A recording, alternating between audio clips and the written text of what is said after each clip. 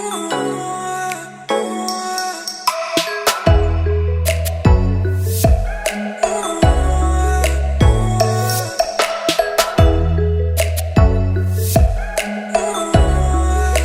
everyone, welcome to my channel. My name is Shubham Roy and I am doing MTech from the IISc Bangalore, one of the premium institute in India. तो आज जो हम discuss करने वाले हैं वो बहुत ज़्यादा इम्पोर्टेंट है आपके लिए, जो गेट का प्रिपरेशन कर रहे हैं, जो IAS एग्ज़ाम का प्रिपरेशन कर रहे हो। तो ये जो प्रॉब्लम है, जनरली बिग मिस्टेक्स, आज का जो टॉपिक है वो होगा स्टूडेंट के जर्नी में जो मिस्टेक कर सकता है ऑलरेडी, उसको हम प्रिडिक्ट करेंगे। प्रिडिक्ट करने के बाद क्या करेंगे, उसका जो सॉल्यूशन होगा, क्या proper solution and practical oriented thought. Practical solution क्या होगा, कोई मोटिवेशनल सॉल्यूशन नहीं चाहिए, क्योंकि जर्नी बहुत ज़्यादा दूर है, ठीक है, जर्नी बहुत ज़्यादा लेंदी होता है। तो ये जो लेंदी जर्नी में ना मोटिवेशन काम नहीं आता है, प्रैक्टिकल सॉल्यूशन ही काम आता है, ठीक है। ये जो बिग मिस्टेक है उसको हम पहले प्रिडिक्ट करेंगे, उसके बाद हम लोग क्या करेंगे, उसका रिलेटेड जो सॉल्यूशन जो 100% काम करेगा, ऐसा वाला सॉल्यूशन हम लोग करने जा रहे हैं। पहला देखिए, पहला मिस्टेक क्या है, पहला मिस्टेक स्टूडेंट का है वो है मैथ एंड एप्टीट्यूड को बहुत ज़्यादा इग्नोर करना, ठीक है। जनरली स्टूडेंट का जो थॉट होता है, I am only like technical subject, मुझे टेक्निकल सब्जेक्ट बहुत ज़्यादा पसंद है, बहुत देर तक पढ़ सकते हो, लेकिन मैथ एंड एप्टीट्यूड को मुझे बिल्कुल भी पसंद नहीं है, स्पेशली एप्टीट्यूड। लेकिन आप अगर अच्छे से फोकस करोगे, एप्टीट्यूड 15 मार्क्स का आता है, सबसे ज़्यादा मार्क्स, और मैथमेटिक्स 13 मार्क्स का आता है। अगर आईआईटी का टीचर चाहे तो 13 को भी 15 कर देता है। मैंने प्रीवियस ईयर में देखा, 13 को प्रीवियस ईयर में 15 भी कर दिया। तो दोनों मिला के देखोगे तो approx 30% of the total GATE exam का परसेंटेज ये दो सब्जेक्ट कैरी कर रहा है। ये बहुत ज़्यादा एरिया है।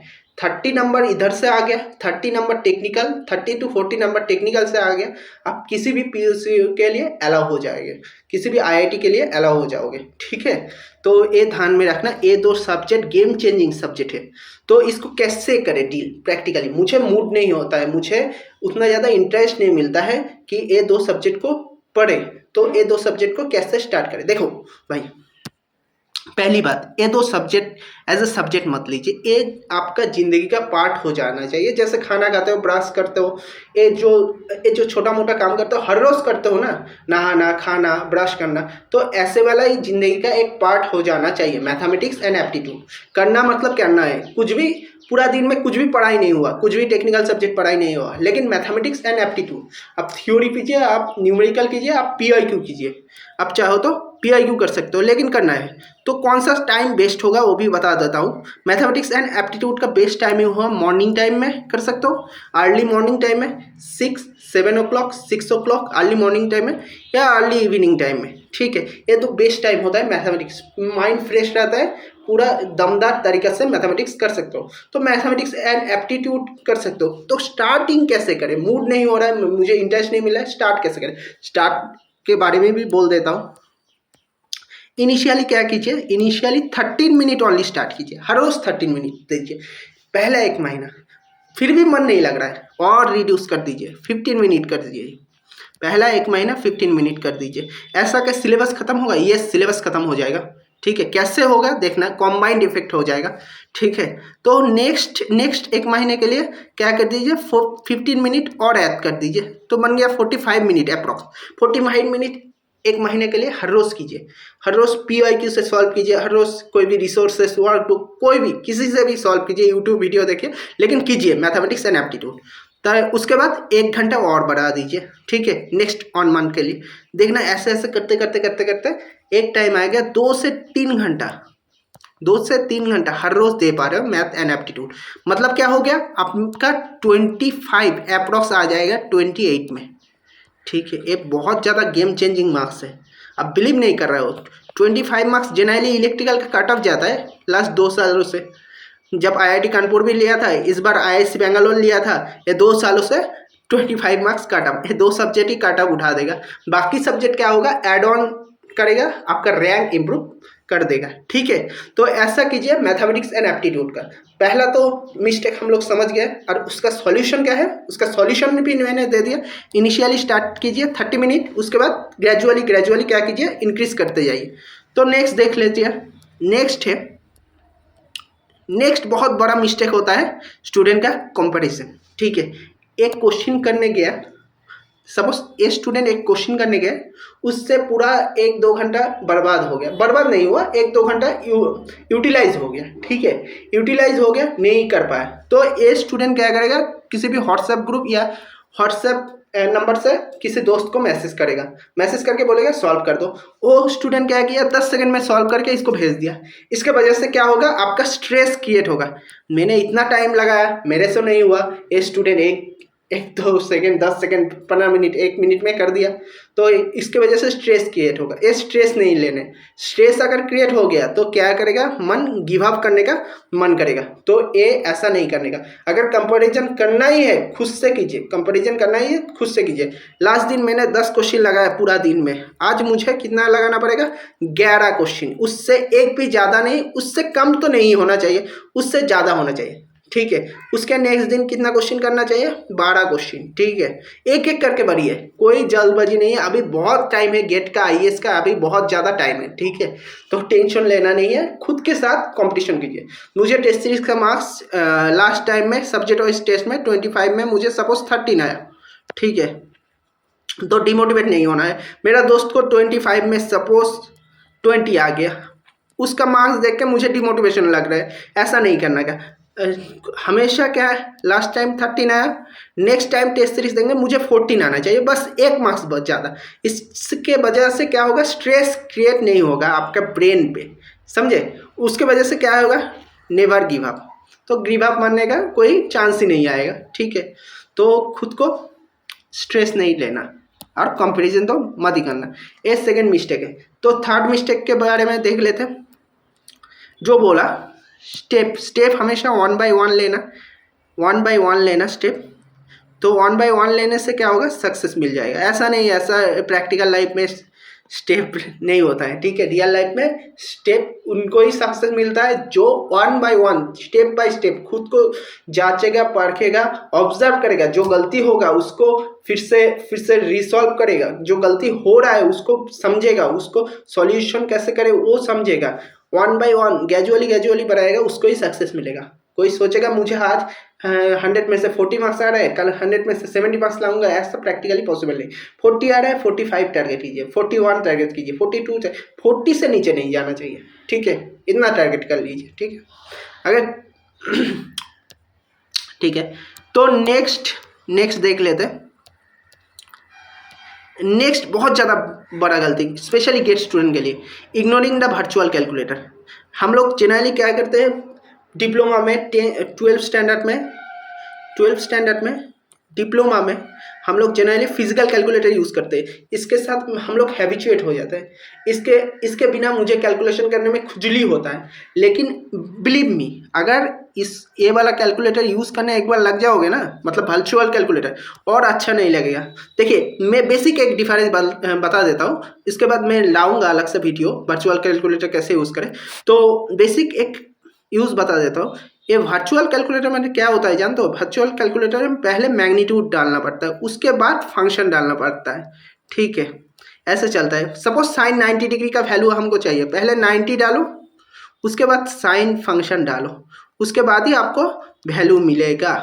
ठीक है, और फिजिकल कैलकुलेटर में क्या डालना, पहले फंक्शन डालना पड़ता है, उसके बाद क्या होता है, वैल्यू डालना पड़ता है। सपोज साइन 90 डिग्री डालना पड़ता है, ऐसा।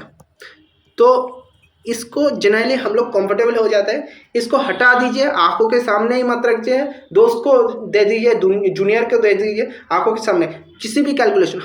आप देखिए क्या कर सकते हो। आपका रेगुलर लाइफ के लिए कुछ ना कुछ कैलकुलेशन करना पड़ता है, जैसे बाजार गए तो उधर कैलकुलेशन कर, आप वर्चुअल कैलकुलेटर यूज़ कर लीजिए। ठीक है, आपके पास मोबाइल है, मोबाइल में भी डाउनलोड हो सकता है, लैपटॉप में भी डाउनलोड हो सकता है, लेकिन मेरा कहने का मतलब है स्टार्ट कीजिए, जस्ट स्टार्ट कीजिए, उसके बाद लैपटॉप में करिए या मोबाइल पे करिए, आपका मर्जी, ठीक है। स्टार्ट करना चाहिए और इसको तो टोटली इग्नोर करना चाहिए, टोटली इग्नोर, नहीं तो लास्ट में जाके आप अगर सोचोगे मैं एग्जाम हॉल में डायरेक्ट यूज़ कर लूँगा, आपको हैबिचुएट नहीं होगा, आपको बहुत ज़्यादा मुश्किल आने वाला है, ठीक है। तो नेक्स्ट आगे बढ़ते हैं।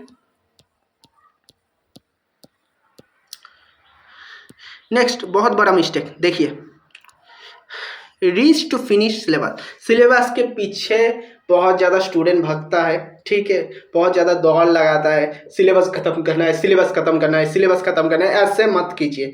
सिलेबस के पीछे भागोगे, आपका एनालिटिकल स्किल, देखिए गेट एग्जाम का टारगेट समझिए आप, गेट एग्जाम का टारगेट क्या है, एक स्टूडेंट मुझे एमटेक के लिए लेना है, एक स्टूडेंट मुझे पीएसयू के लिए लेना है। पीएसयू में क्या होगा, रियल लाइफ कुछ ना कुछ प्रॉब्लम क्रिएट होगा, वो सर्टेन प्रॉब्लम का, वो जो इंस्टेंटेनियस प्रॉब्लम क्रिएट हुआ, वो स्टूडेंट जिसको मैंने लिया गेट एग्जाम के थ्रू से, तो वो स्टूडेंट सॉल्व कर पाता है कि नहीं पाता है, मतलब एनालिटिकल एबिलिटी बहुत ज़्यादा इंक्रीज करना पड़ेगा, ठीक है। एक क्वेश्चन, नया क्वेश्चन आए तो स्टूडेंट सॉल्व कर पाता है कि नहीं कर पाता है, वो जांच करेगा गेट एग्जाम के थ्रू से। सिलेबस खत्म करने से ये जो एनालिटिकल एबिलिटी है उसको इंक्रीज नहीं कर पाओगे। तो करना क्या है, स्मार्ट स्टडी, समझो, कंप्लीट सिलेबस ओनली वंस, एक बार ही कंप्लीट कीजिए, बट डू इट वेल, बहुत अच्छे से कंप्लीट कीजिए। कभी समझ लो ए वाला टीचर से एक सब्जेक्ट पढ़ लिया नेटवर्क थ्योरी, मज़ा नहीं आया, बी वाला टीचर के पास चले गए, उसके बाद उसके साथ भी नेटवर्क थ्योरी पढ़ लिया, सी वाला टीचर के पास चले गए, उसके साथ भी नेटवर्क थ्योरी पढ़ लिया।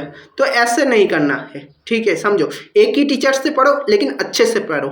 Next, try to revise daily, 30 minute करके दीजिए हर रोज़, ठीक है, 30 मिनट करके दीजिए, लेकिन डेली रिवाइज करिए कुछ ना कुछ सब्जेक्ट, उसका शॉर्ट नोट, उसका कॉम्प्रेस नोट बनाइए हर रोज़, ठीक है। इनिशियली देखिए, और एक पॉइंट बोल देता है, initially give on test series every week, not day, ठीक है, एवरी वीक इनिशियली। धीरे धीरे इस वन डे को 2 दिन बना दीजिए, एक वीक में 2 टेस्ट सीरीज, उसके बाद जितना पास आता जाएगा वो टेस्ट सीरीज का वैल्यू, मतलब टेस्ट सीरीज का लेवल एंड वैल्यू इंक्रीज करती जाए। Use it as a improving tool, ठीक है। एक टेस्ट सीरीज दिया, उसके मार्क्स के पीछे मत भागिए, ठीक है, मार्क्स के पीछे मत भागिए। तो क्या करना है, टेस्ट सीरीज दिया, उसमें जो गलती की हो, उसमें जो नया कॉन्सेप्ट मिले उसको क्या करना है, पुट डाउन करना है किसी भी नोट में या किसी भी मोबाइल के PDF में, जहाँ पे आप कंफर्टेबल हो, ठीक है। ये वाला एक देख लेना, ठीक है। तो आपको सारा का सिलेबस ख़त्म नहीं करना है, ठीक है, ख़त्म करना है लेकिन अच्छे से करना है, ठीक है, ऐसा नहीं कि शॉर्टकट कोई तरीका ढूंढ लिया। तो लास्ट एंड फाइनल जो मिस्टेक स्टूडेंट जनरली करते हैं वो है मेंटल एंड फिजिकल हेल्थ, ठीक है। हम लोग दोनों ही गड़बड़ कर देते हैं। हम लोग सोचते हैं फिजिकल का क्या रिलेटेड है गेट के साथ, गेट एंड ESE के साथ फिजिकल कोई रिलेशन नहीं है, लेकिन फिजिकल अगर सही नहीं रहेगा आपका मेंटल भी ऑटोमेटिकली डिस्टर्ब होगा। तो फिजिकल मतलब ये नहीं करने बोल रहे कि आप जिम जाइए, आप योगा जाइए, हॉट, आप जस्ट शाम के टाइम आप टहल लीजिए, आपका आजू बाजू कोई भी प्लेस पे टहल लीजिए, ठीक है। इसमें क्या होगा, आपका जो एक्सरसाइज होगा, आपका ब्रेन का जो ब्लड सर्कुलेशन होगा और ज़्यादा अच्छा हो जाएगा, आपको समझ इजीली आएगा। तो फिजिकल हेल्थ का भी ध्यान दीजिए, मेंटल हेल्थ का भी ध्यान दीजिए। मेंटल हेल्थ कैसे ध्यान दीजिए, पूरा दिन मत पैरने बैठिए, आप मूवी भी देखिए, आपको सजेस्ट करूँगा हफ्ते में एक मूवी देखिए, हफ्ते में एक वेब सीरीज़ देखिए, लेकिन बहुत ज़्यादा मत देखिए, ठीक है, क्योंकि आप बहुत ज़्यादा कॉम्पिटिशन एग्ज़ाम देने जा रहे हो। तो इसका मतलब ये नहीं कि आप लोग सब कुछ छोड़ छाड़ के बस पढ़ते जाइए, ऐसा नहीं है, ठीक है। आप लोग सब कुछ कीजिए लेकिन लिमिट में कीजिए, ठीक है। दोनों ही जरूरी है, मेंटल एंड फिजिकल हेल्थ, ये दोनों ही जनरली स्टूडेंट इग्नोर करते हैं, इसको इग्नोर नहीं करना है, ठीक है। तो आराम से, एंड लास्ट में बोलूँगा थैंक यू एंड सब्सक्राइब कीजिए। आपको अगर वीडियो लास्ट तक देखो तो सब्सक्राइब प्लीज़। तो इसका वजह से क्या होगा, मुझे मोटिवेशन मिलेगा नेक्स्ट वीडियो बनाने के लिए, आपको हेल्प करने के लिए। तो चलिए नेक्स्ट वीडियो में मिलते हैं आपके साथ, धन्यवाद।